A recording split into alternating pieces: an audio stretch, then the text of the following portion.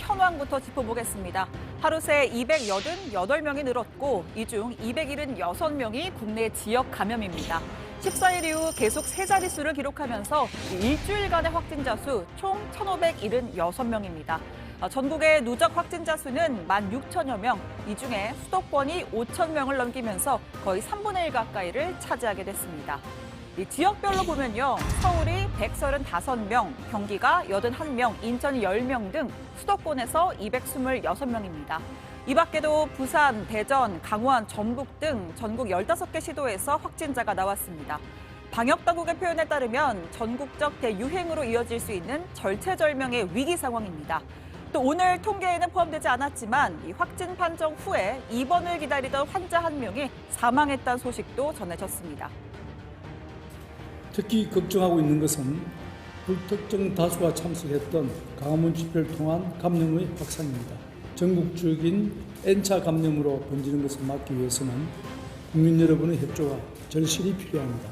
광화문 집회에 참석하셨던 분, 사랑제일교회에서 예배, 강의, 모임에 참석하셨던 분들은 선별진료소에서 진단검사를 받아주시기 바랍니다. 사랑제일교회 관련 확진자는 하루 새 53명이 늘어서 총 676명이 됐습니다. 100개가 넘는 시설에서 2차 전파가 확인됐고요. 어제 저녁엔 교회 인근에 있는 한 체육 입시 전문 학원에서도 학생 19명 이상이 확진됐습니다. 일단 현 시점에서는 교회와의 연관성 등 구체적인 감염 경로는 아직 확인되지 않았다는 게 방역당국의 설명입니다. 이런 가운데 전광훈 목사와 교회 측이 대국민 입장문을 발표했습니다. 이들은 정부가 교인과 집회 참가자를 상대로 무한대로 검사를 강요해 확진자 수를 늘리고 있다 주장했는데요. 그러니까 예전엔 검사 수가 적어 확진자가 적었고 지금은 검사를 많이 하니까 숨어있던 무증상자까지 다 나와서 숫자가 늘었다라는 논리입니다.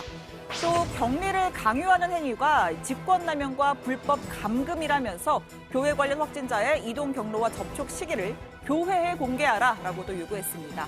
이 코로나 확산의 책임을 정부 탓으로 돌리는 대목도 있었는데요.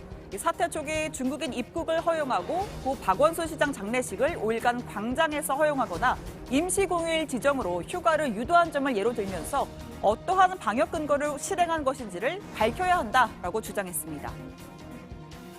문재인 대통령에 대한 의심입니다. 의심. 반드시 저 사람은 대한민국을 없애버립니다. 해체하고. 정상이에요, 정상. 그래서 열 방법으로 이제 나를 지금 통제하려고 하는데 지금 절반 가까이는 정상 없어요. 열도 안 나고 기침도 안 하고 아무것도 없는데 그냥 양성이라고 해가지고 병원을 막 때려넣고 있습니다. 숫자를 난 조작한다고 봅니다. 한국 교회를 향해선 교회와 예배를 혐오 대상으로 몰아 재갈을 물리려는 문정부에 단호히 대처하자며 단결을 호소하기도 했습니다. 이러한 전 목사의 메시지는 일부 교회와 또 보수 유튜브를 통해서 계속해서 퍼지고 있는데요. 이에 방역당국의 검사 결과를 불신하며 방역 지침을 지키지 않는 사례가 속출하고 있습니다. 감염병 관리팀이시죠? 네, 말씀하세요. 네. 지금 8.15 관련해가지고 보건소에서 양성이 엄청나게 많이 나왔어요. 그래서 병원 가서 다시 받았더니 거의 다 음성이 나왔다는 사람들이 지금 문자가 서로 공유가 하고 있습니다. 대한민국이 완전히 엉터리예요. 그분들 양성 판정 받고 움직였다는 건가요? 병원으로 갔어요. 바로. 그러니까 양성 판정을 받고 움직이셨다는 거네요. 그쵸? 그래서요. 그러시면 안 되시죠. 뭐가 안 돼요? 양성 판정을 거짓말이잖아요. 받는데 양성이 나왔는데 거짓말이잖아요. 싸가지 없이 또 거짓말 치고 자빠졌어. 양성인데 가짜 양성이잖아. 양성이라고 그래서 코로나 약이라고 주는 걸 봤더니 신경안정제를 줘가지고 지금 법적으로 걸어놨어요. 자, 경기도 포천시에선 검사 대상인 사랑제일교회 교인 부부가 보건소 직원을 껴안고 또 침을 뱉는 등의 난동을 부린 사건도 벌어졌습니다. 검사 후에 확진 판정이 나왔고요. 그 다음 날엔 검사 결과를 못 믿겠다며 스스로 차를 몰고 인근 병원을 찾아 결국 경찰까지 출동했습니다. 최근 사랑제일교회 교인에 대해서는 무조건 양성 확진을 한다는 유언 비어가 돌고 있습니다. 매우 우려의 말씀을 드립니다. 저희 방역 당국의 검사 결과는 조작이 불가능하고 누군가를 차별할 수 없다는 점을 다시 한번 분명히 말씀드립니다. 이 정치권 인사 중엔 광복절 집회에 참석한 차명진 전 의원이 확진된 데 이어 김문수 전 경기지사가 경찰의 동행 요구를 거부하고 실랑이를 벌였던 논란이 일고 있습니다. 자, 지난 16일 지하철 국회의사당역입니다. 이 경찰이 김 전 지사의 일행이자 사랑제일교회 교인으로 강제검사 대상인 한 여성을 연행하려고 하는데요. 김 전 지사에게도 여성과 함께 있었으니 검사를 한번 받아보자라고 제안합니다. 자, 그러자 김 전 지사.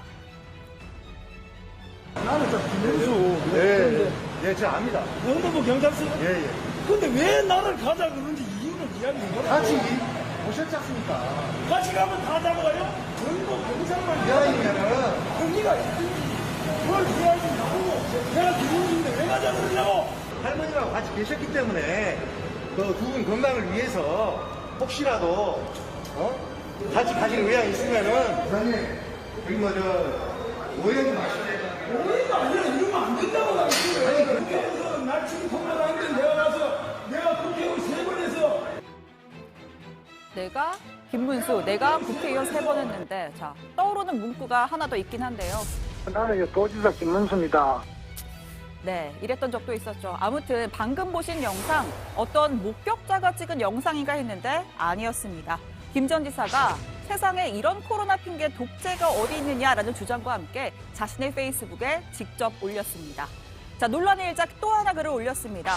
이 갑질 시비는 적반하장이다. 경찰의 위치 추적과 강제 연행이야말로 심각한 인권 침해라고 주장했습니다.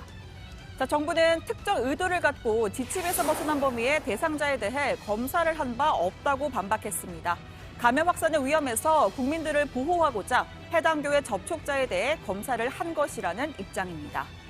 문재인 대통령은 오늘 천주교 지도자를 초청해 오찬 간담회를 가졌습니다. 지난해 기독교계 또 불교계 지도자들과 만남과 연장선상에 있는데요. 코로나 방역에 종교가 모범이 되어주길 부탁드린다라고 당부하면서 방역을 위반하고 무시하는 행동에는 단호히 대처하겠다고 강조했습니다. 국민들께서 만들어주신 기적 같은 성과입니다. 그런데 이제 자칫하면 그 성과가 무너질 위기에 놓여 있습니다. 정부는 국민 안전이 최우선이라는 생각으로 방역 수칙을 지키지 않거나 무시하는 행동에 대해 단호하게 대처할 것입니다.